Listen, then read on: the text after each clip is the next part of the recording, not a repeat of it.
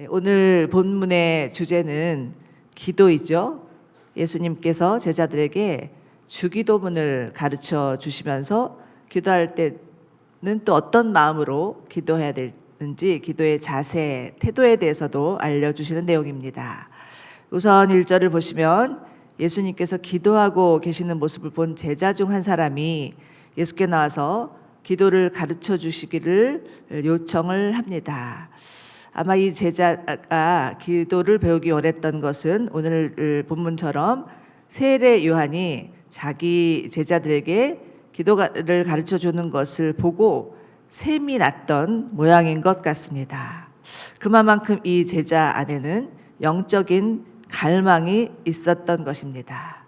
바라기는 우리들에게도 이러한 영적인 갈망이 더하여지기를 원합니다. 그래서 정말 더욱더 하나님을 알아가고 더욱더 주님 앞에 가까이 가는 은혜가 저희 모두 가운데 있기를 원합니다. 아마 여러분들 가운데도 오랫동안 기도 생활을 해왔지만 정말 내 기도가 바른 기도인가? 이렇게 기도해도 되는 건가? 하나님이 내 기도를 받으시는 건가? 라는 기도에 대한 의문이나 불확실이나 갈등들이 있을 것입니다. 여러분, 운전을 잘하기 위해서는 운전학원에 가야 하고요. 요리를 잘하기 위해서는 요리학원에 가야 하듯이 하나님이 원하시는 기도를 하기 위해서는 어떻게 기도해야 하는지를 배워야 합니다. 예수님은 지금 기도를 가르쳐 달라고 하는 제자의 요청에 마치 기다렸다는 듯이 기도의 본을 보여주시는데 그것이 바로 우리가 너무나 잘 아는 주기도문입니다. 2절과 4절이죠. 다시 한번 읽겠습니다. 너희는 이렇게 기도하라. 아버지여, 주의 이름이 거룩히 여김을 받으시며 주의 나라가 임하게 하소서. 날마다 우리에게 일용할 양식을 내려주시고 우리가 우리에게 빚진 모든 사람을 용서한 것 같이 우리 죄도 용서해 주소서. 그리고 우리를 시험에 들지 않게 하소서. 이렇게 기도를 가르쳐 주시는데 먼저는요, 기도의 대상이 누구인지를 아는 것이 첫 번째로 중요합니다. 여러분, 우리의 기도의 대상은 하나님 아버지이십니다. 우리가 하나님께 기도할 수 있는 확실한 근거는 하나님이 우리의 아버지이시기 때문이죠. 그런데 잘 보십시오. 예수님은 하나님 아버지 이렇게 부르지 않고 그냥 아버지라고 부르고 계십니다. 아버지라고 부르면서 기도하라고 가르쳐 주시는 것이죠. 여러분들, 하나님을 하나님 아버지라고 부르는 것과 그냥 아버지라고 부르는 것에는 좀 차이가 있을 것입니다. 왠지 아버지라고 부르면 더 친근하고 더 따뜻한 것 같지만 하나님 아버지라고 부르면 어떤 공적인 자리에서 부르는 호칭과도 같다는 느낌이 듭니다. 여러분, 한번 지금 이 자리에서 하나님을 향해 아버지라고 불러보십시오. 어떤 마음이 드십니까? 아마도 어떤 분들은 마음이 녹아지는 것 같이 따스함을 느낄 수도 있지만 오히려 또 어떤 분들은 왠지 어색함을 느끼고 또 그렇게 부르는 것이 부담스럽게 느껴지시는 분들도 있을 것입니다. 그러나 성경에서의 아버지는 여러 가지 표현으로 나타나고 있는데요.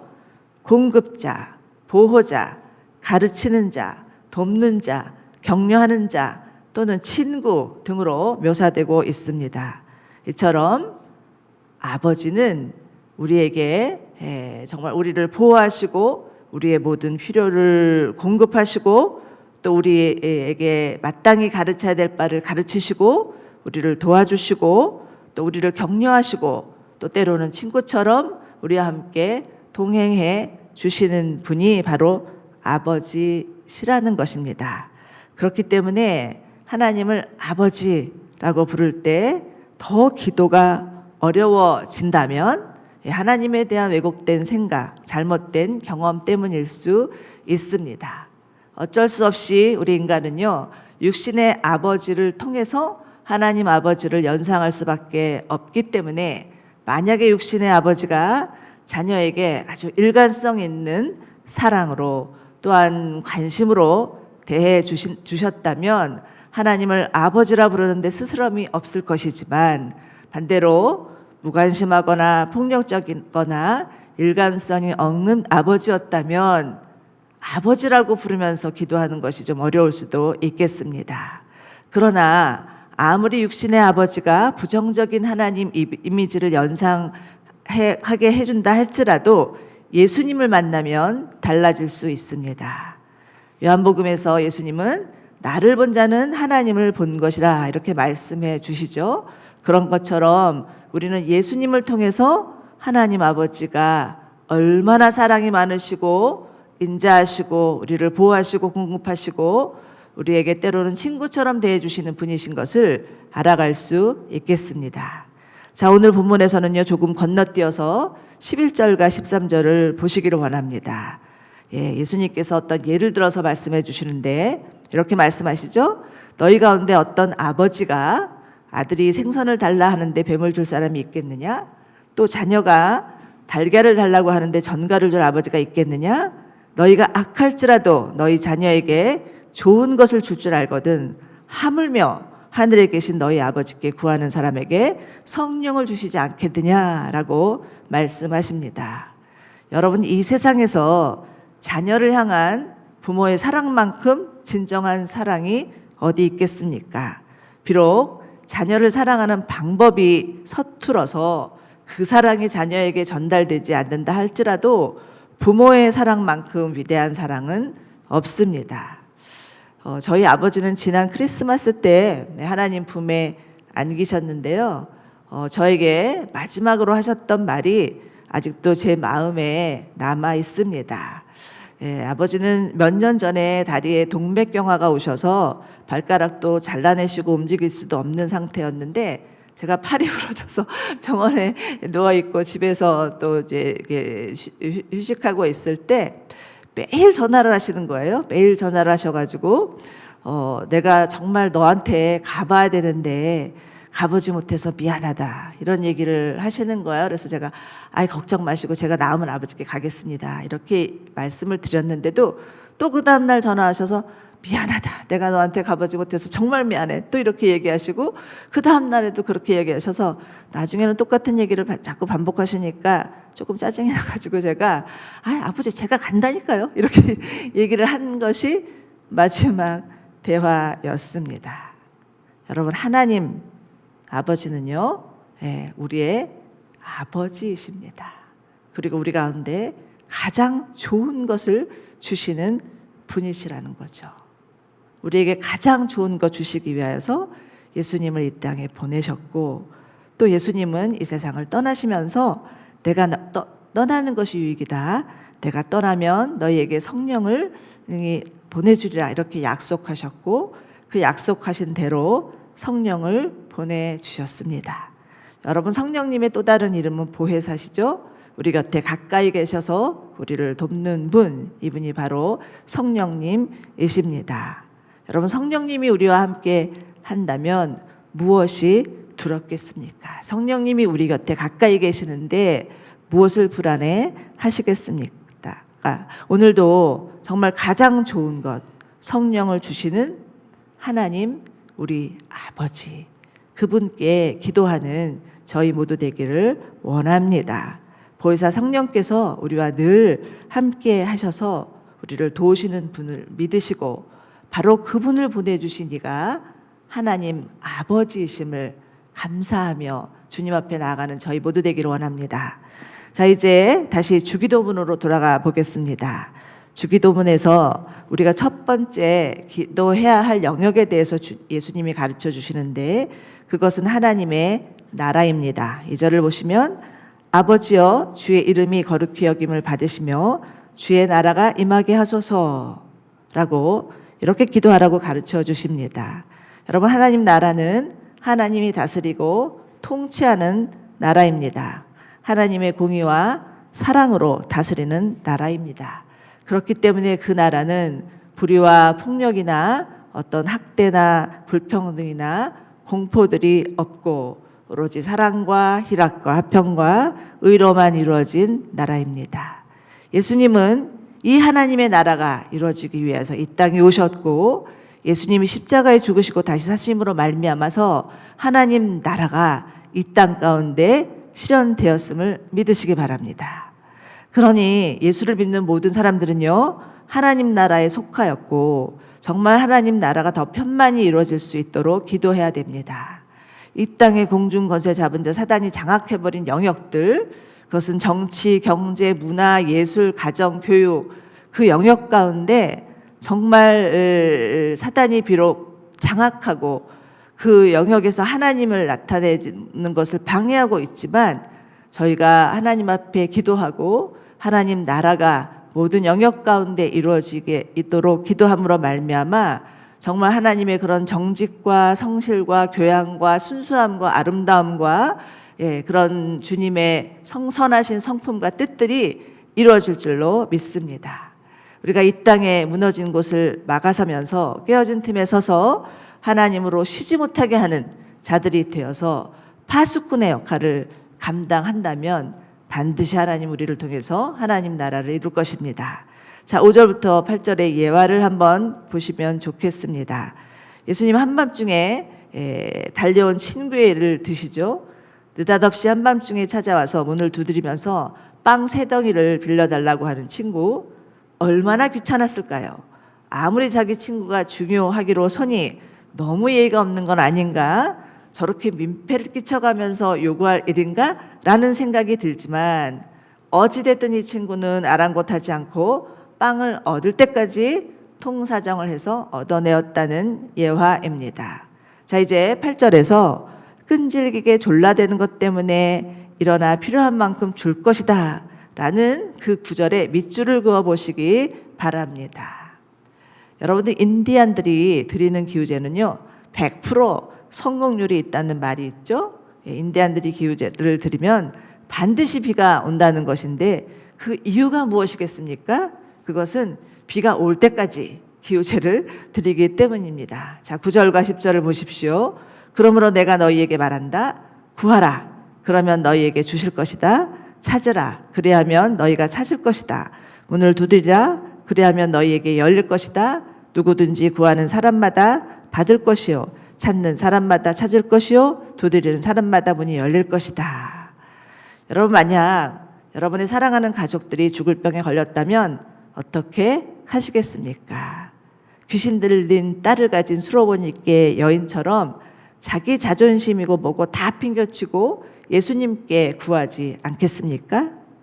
만약 전쟁이 나서 나라를 잃게 되었다면 나라를 찾을 때까지 하나님 앞에 호소하지 않겠습니까? 예전 일제 강점기 시대 때 어느 의병이 나라를 찾기 위해서 투병을 하다가 죽어가면서 이런 말을 했다고 합니다. 빼앗긴 것은 찾을 수 있지만 내어준 것은 되찾을 수 없다.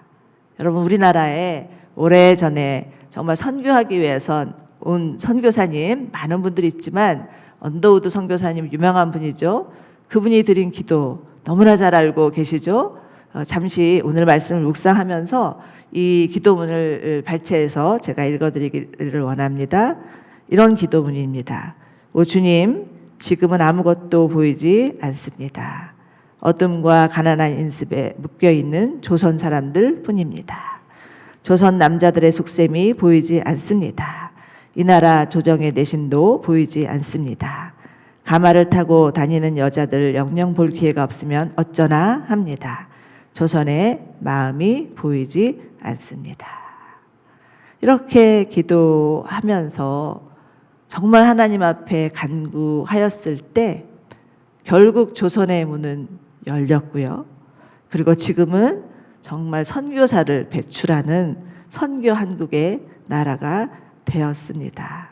이처럼 하나님의 사람들이 하나님 앞에 간절히 구하고 찾고 두드렸을 때 하나님이 또 나타내 보여주신 복음의 열매였다라는 것입니다.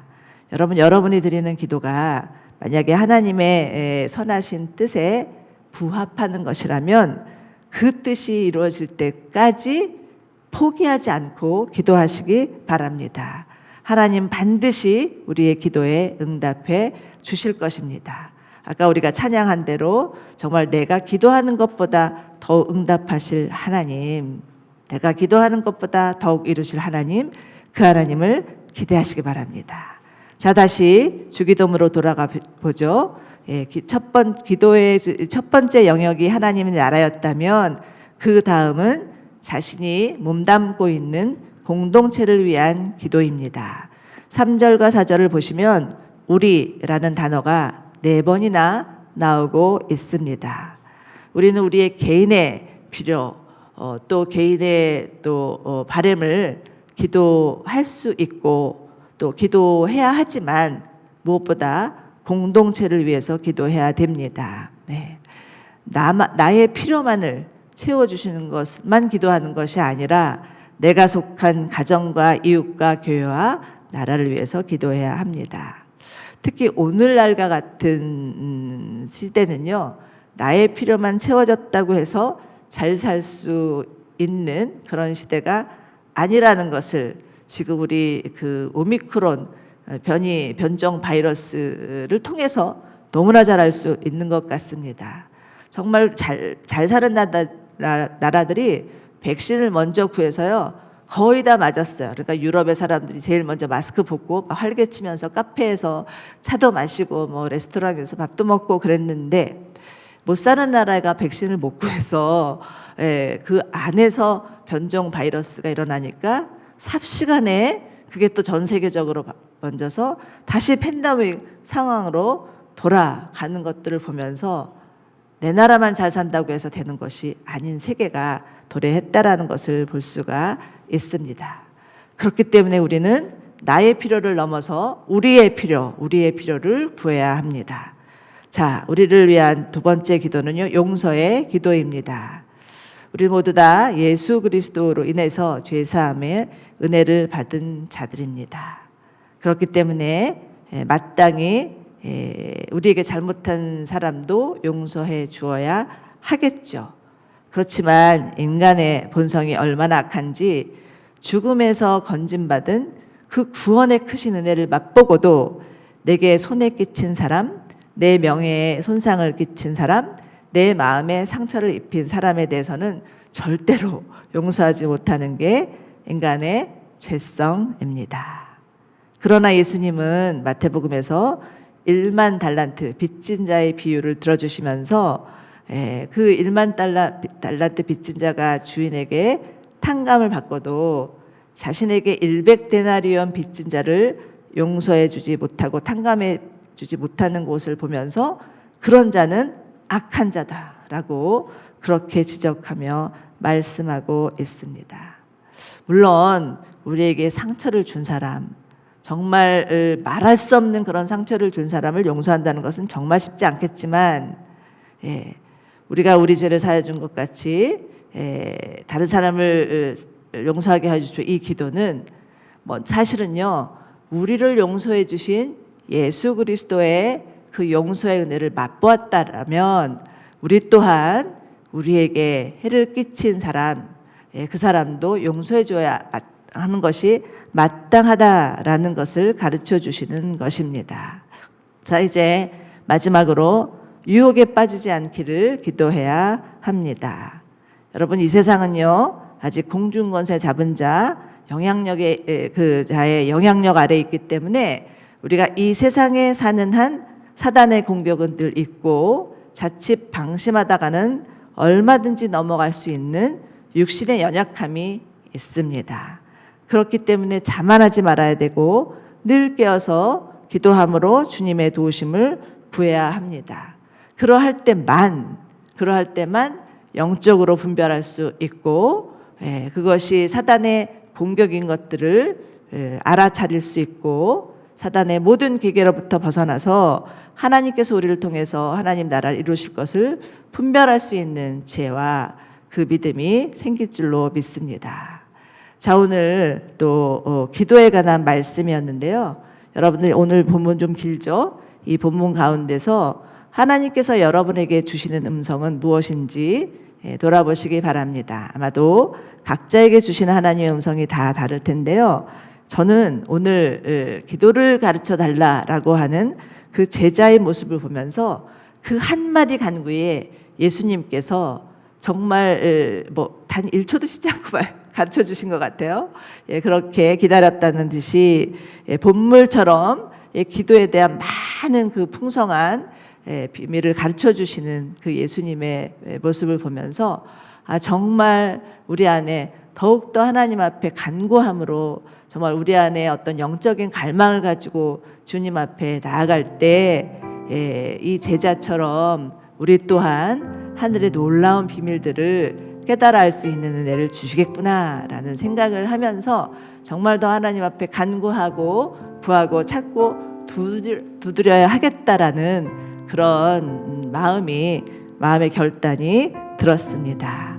오늘 여러분 가운데 주시는 하나님의 말씀 붙들고 기도함으로 나아가시는 여러분들 되시기를 주님의 이름으로 축원합니다.